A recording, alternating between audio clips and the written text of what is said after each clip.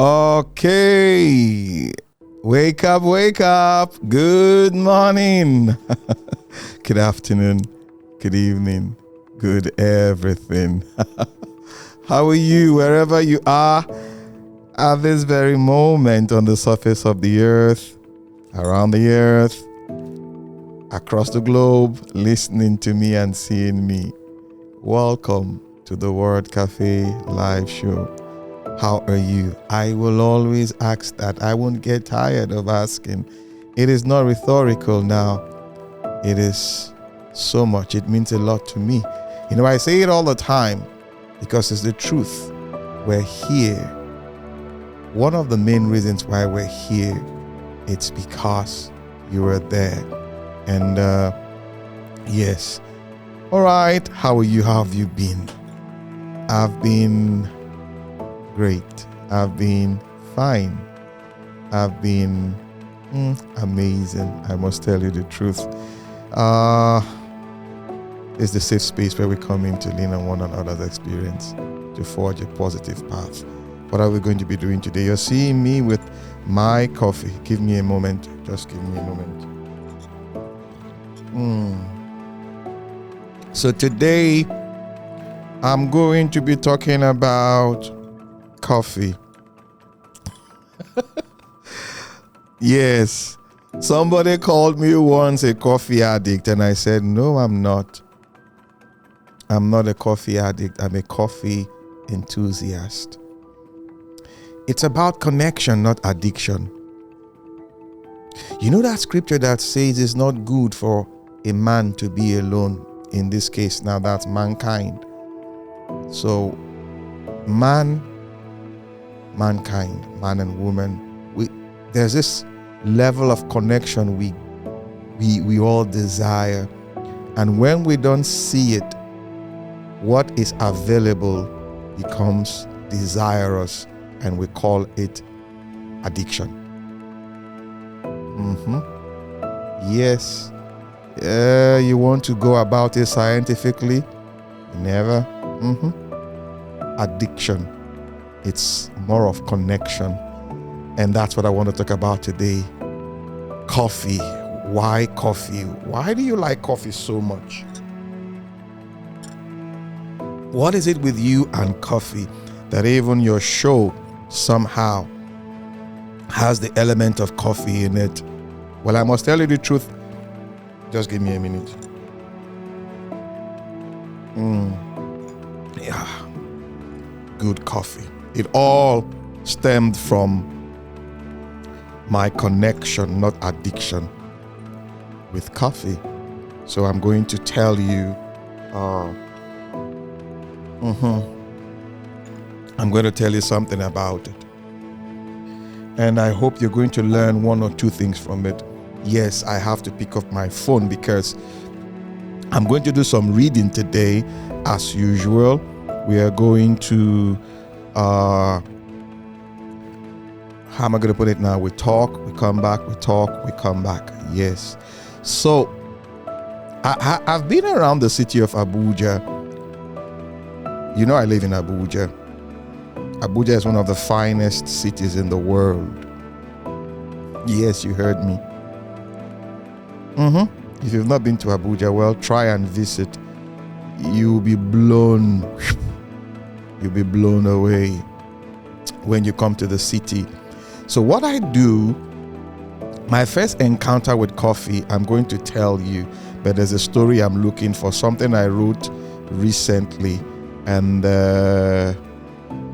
I shared it, and somebody saw it and was like, now I know why I love coffee. I'm looking for it. Just give me a minute. Yeah, give me a minute. Okay. Coffee enthusiast unleashed. That's how I call it. So I go around the city of Abuja to look for coffee spots and all that because of my connection. Like I said, it's not addiction. My connection with coffee. By the way, I'm an enthusiast. I have to say that just to reinforce it. So I go around the city. I'm not advertising for anybody, just to tell you how I connect with my city. If you've seen my city and its DNA, there was a coffee shot I did. If you've seen that, would I call it documentary now? Or yeah, we did that I think 2 or 3 years ago now. Go check it on our YouTube channel. And I was in a coffee shop, one of the finest coffee shops in Abuja, and I discovered one recently. And I'm going to read this and we'll pick it up from there. My beloved and a good friend once teased me that I might just be a coffee addict. But in my defense, I replied, no, I'm simply a coffee enthusiast. One who has stumbled upon the secret hidden deep within the alchemy of coffee. As if that confession wasn't enough, I stumbled across an image.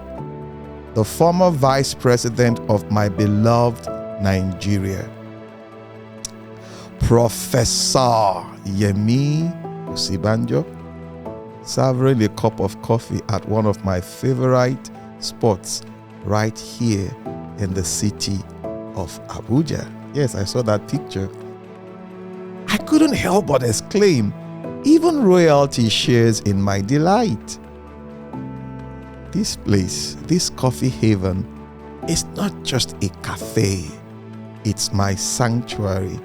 And now it seems it has become a gathering ground for kindred spirits. So you see, it's not about addiction. It's about truth. When you find that one thing that unlocks a burst of light within, fuels your creativity, steadies your mind, and centers your soul, you pitch your tent there. You dwell. Because in that moment, you have passed from mere existence to true life and living. I call it the elixir of the gods. Not just for its taste, but for what it awakens within. So I wrote that and I shared it, and somebody saw it and said, no wonder, now I know why I love coffee. It's royalty. Yes, it is. There are lots of coffee spots in Abuja. Like I said, I'm not advertising for anybody, but I'm going to, share with you the ones I've been to. This particular one that the former vice president, I beg your pardon, was at with his wife. I think it was on his birthday. Meshai, I think that's the name, Meshai, somewhere in Asokoro. They have 2 spots. Beautiful place. So I always go there with my wife and, just take coffee, discuss, get inspired. So I'm going to read another. How coffee influenced the history, the course of history. A lot of you don't know the power of coffee. But when I discovered it and I connected with it, I now know it's beyond the chemistry of coffee. My first degree in school is biochemistry. So I know a lot about chemicals, not pharmaceuticals, biochemistry, aromatics and all of that. So when you talk about chemicals, consuming chemicals, I know you can't take me unawares. Coffee, the constitution of coffee and all of that, is a beverage. It keeps you awake, no doubt about that, as in physically or mentally awake. It also brings that beauty. It has this amazing smell. The memory of the smell connects you to what the smell is all about. Did you get that? So that's what coffee is. I'm going to give you, I was just going through some stuff. I said, let me give a background of it so that you know what coffee is and the power it has wielded over humanity. Coffee is a powerful beverage. You heard that when I said that. On a personal level, it helps us, keep awake and active. On a much broader level, it has helped shape our history and continues to shape our culture. You see? Coffee plants grow wild in Ethiopia. So coffee began from Africa. For those of you who didn't know, now you know. Coffee began from Africa, but let us follow the story. Wild in Ethiopia, and were probably used by nomadic tribes for thousands of years. But it wasn't until the 1400s that people figured out they could roast its seeds. So there was this particular story, I was reading about this. The Ethiopians are Africans, and there's something about Africans that you can't take it away from us. We are communal in our living. We are generalistic, not individualistic. We like this communal living. So we tell our stories under the sunlight, under the moonlight, I beg your pardon. I think it was Chinua Achebe's book. He said, you inviting your neighbor or you going to your neighbor's house to eat, it's not because you don't have food.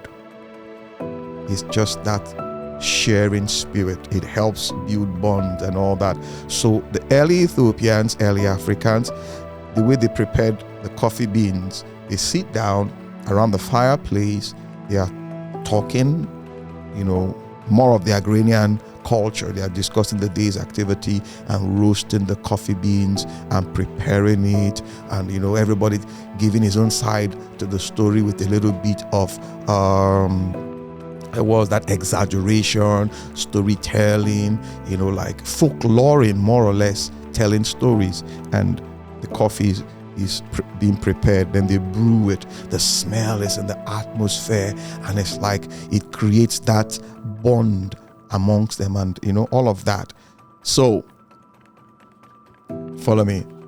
So they could roast the seeds. Then it really took off. Historians, Mark Pendergrast, he's the author of Uncommon Grounds. He did so much work on this. The history of coffee and how it transformed our world. It tells Morning Edition host Steve, that's whoever interviewed him. So by the 1500s, he says, the drink had spread to coffee houses across the Arab world. Within another 150 years, it took Europe by storm. So when you look at the Trans-Sahara slave trade, for those of us who know history very well, yes, the Arabs were also involved in slave trade. So when they came to Africa, if you watch Gladiators 1 and 2, you would appreciate what I'm talking about, how they moved people. So in moving people, they also moved their culture, and coffee was one of them. Yes, they harnessed it. So it took Europe by storm. It actually had a major impact on the rise of business.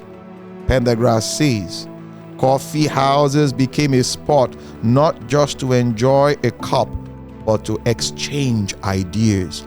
So the Renaissance, you've heard about the Renaissance, the Romantics, the age of knowledge as we call it. What really helped? Coffee. So this is it. When it came to Europe, the egalitarian thing came into it. Like, it wasn't just coffee. Now they started building coffee houses, coffee shops. If you've been to Europe before, if you've seen it on TV, you would see that. I lived in Europe for a while, so Italy to be precise. You go to a place like Duomo, Centrale, Rome, close to St. Peter's Square and all of that, the Spanish Steps, all around the areas you see coffee shops everywhere. So you see people drinking coffee and all of that. But the Renaissance, they sat to discuss ideas over coffee. So it was not just the African thing now grew came to Europe. So it became a thing. Where you going? I'm going to XYZ to meet a friend, obviously, coffee. And again, you know that Europe, to be precise, Britain, they are not coffee drinkers. They are tea drinkers. In course of the reading, you're going to see why I said that. You know, they don't drink coffee. They go with tea. But the part of Europe that harnessed, in my opinion, the power of coffee and made it beautiful, sexy, appealing and all that was Italy. You know, they developed the espresso, what we call espresso. You know this, okay, you saw it when I was coming in, brewing coffee, the coffee machine. The Europeans or British take tea in cups, in mugs. The Italians drink coffee in shots, like the Asians. When you see the Asians taking small shots and all of that. Even in Africa, you see some traditional practitioners when they are dealing on the, what do you call it, the alcohol, the raw methanol, they use small cups. So the Italians made it. From there, they brought in some spice into it. Spice, I mean, like you see things like espresso, cappuccino, mochaccino. You know, espresso is without black, coffee black. Cappuccino is coffee mixed with cream, milk, latte, as you want to call it. Then mochaccino is like coffee mixed with chocolate and milk. It's sweet. For those of us who have sweet tooth, you go for it. So that is what the Italians did. They brought in that aspect. So where were we on this story? So it actually had a major impact on the rise of business. Pentagrass says coffee houses became a spot that not just to enjoy a cup, but to exchange ideas. The insurer Lloyd's of London was founded, I beg your pardon, hundreds of years ago in one of the London's 2,000 coffee houses, Lloyd's. So you see? So he notes literature, newspapers, and even the works of great composers like Bach, Beethoven were also spawned in coffee houses. Did you hear that? So all those amazing compositions that we hear, Bach, Beethoven, but they did not mention Mozart here, and you imagine, so what were they doing? Maybe when they perceived the coffee smell and their sense of creativity became intense and they couldn't help it, and to express those melodic notes that became, timeless, forging and all of that. Don't mind me, I'm in my element now. It is often said that after the Boston Tea Party, so you see now, of 1773, when American colonies raided British tea shops and threw crates of tea into the harbor, Americans universally switched over to drinking coffee. So it was like, what's the word to use now? Rebelling against the colonial idea. We don't want tea. So the British colonized America, for your information, and so the Americans kicked against it. And to show that we don't want you, they embraced coffee. So if you go to the US, for example, now you see things like what the Italians will call coffee Americana. They have this mugs for coffee. Then you see things like Starbucks, where you have the paper cups and all of that. So you see where coffee came from, or the power of coffee. There's a lot of truths to the history I found. Pendergrass said, that's the writer. He cites a letter John Adams, John Adams was part of the people who wrote the American Constitution, wrote to his wife Abigail, in which the founding father proclaims in his love of tea, but says he will have to learn to embrace coffee instead, because drinking tea had become unpatriotic. So you see now, coffee is a sign of patriotism.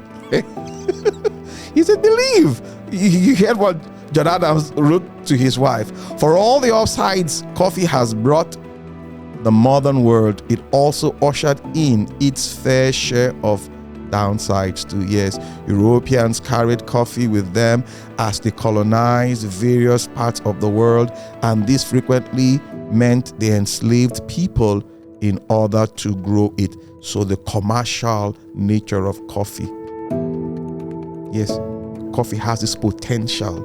That's what we're seeing there. One of the ironies about coffee is it makes people think. Did you hear that? It sort of creates egalitarian places. Like if you go to the Messiah, I beg your pardon, I talked about earlier here in Abuja, the space, the ambience is, you just feel like, this what we call in Nigeria big boyness. So coffee houses where people can come together. And so the French Revolution and the American Revolution were planned in coffee houses. Did you hear that? So let me tell you another thing. Most businesses, most contracts, most deals in the world are struck in coffee houses where people sit to do coffee. And I talked about Duomo in Italy, Milano. There's this part of it called, I think it's La Rinascente. The building, La Rinascente is a building, as in you have, what do you call them now? Perfumeries, perfume shops and all that. But you see coffee shops, McDonald's and all that. And you see people sitting down, either they're discussing maybe love, love. Love is a form of contract. They're talking about their future. You also see people talking about real business. So, revolutions were planned in coffee houses. Pendergrass says, on the other hand, that same coffee that was fueling the French Revolution was also being produced by African slaves. You see that? Who had been taken in San Domingo, which we now know as Haiti. Did you hear that? In Brazil, where slavery was legal until 1888. Why am I mixing up the figures? 1888, coffee plantations would use slash and burn agriculture, tearing down rainforests and planting coffee trees that depleted the nutrients in soil. Once the soil had been sapped, growers would move on to another place. And then there are histories, many coffee naysayers. In 1511, for example, the governor of Mecca banned coffee because his medical advisors warned it was bad for people's health. In 1674, women in London were convinced that coffee made their husbands impotent. Not true. And yet, in an age where beer soup was the breakfast of champions, coffee had one undeniable health benefit. Western civilization, so bad. You see, in place of beer, alcohol, coffee brings sobriety. Pendergrass says, coffee, he says, had a very good impact in many ways on our civilization, even though it was for a long time grown by slaves. So, I decided to do this today for us to understand, because on the surface level, you see people say one or two things about coffee out of ignorance, in my opinion. But when you come to embrace it, you come to see that it is not an addiction, it's a connection. Yes, it brings about the connection of people, or the connecting of people. It brings about idea precipitation, formation, and it also brings about sobriety. Yep. That is what it is. And it depends. It depends on you, your perspective, how you have perceived it.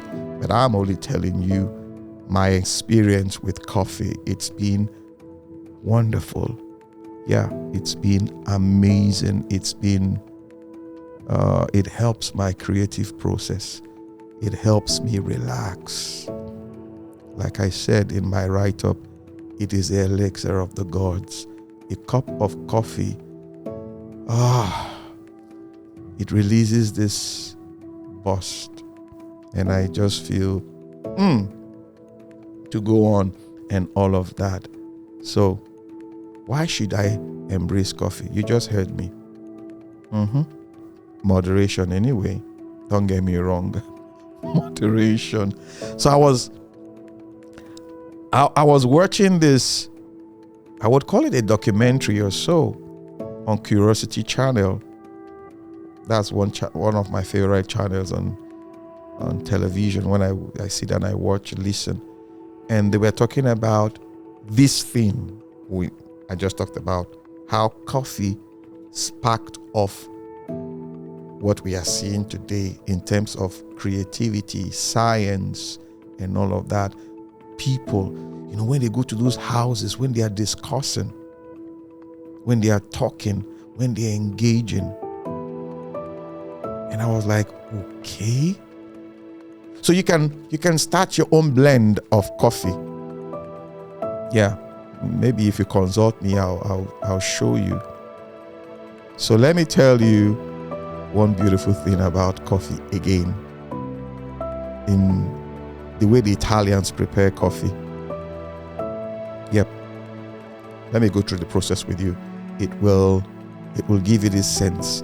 If you walk into any coffee shop, what you call it, tabaki, that's how, those places, the Americans will call it, I think it's a bodega or something. First of all, the coffee machine must always be hot. That is, it must be on. The way it is prepared, water comes in. The way the water heater principle. Yeah. So the machine has water, or an inlet for water, or a chamber where you put water, but it must always be on. Then the coffee cups. They always put the coffee cups on top of the machine to keep it warm, preferably the ceramic, not the glass, or double glazed glass. And you ask why? When you are preparing the coffee, sometimes people prefer the coffee beans, like not blended. They want to see the process from start to finish. So they pour the coffee bean seed into this machine that blends it into the powder form. Then they scoop it, put it in the what do you call that now, in the coffee machine, where you put the coffee, is like a spoon, something like a spatula, where you put the coffee and all of that. While some go for the already made, like it's been blended. You go to the supermarket, you have a lot of blends, but I prefer Lavazza. I'm not, like I said, I'm not advertising for anybody. I'm only telling you, I prefer Lavazza, and the smell is amazing. So you put it there, snap it, let it lock properly. It's under pressure, so to say. Then you bring the hot cup. It must be warm. Why? Because the coffee travels.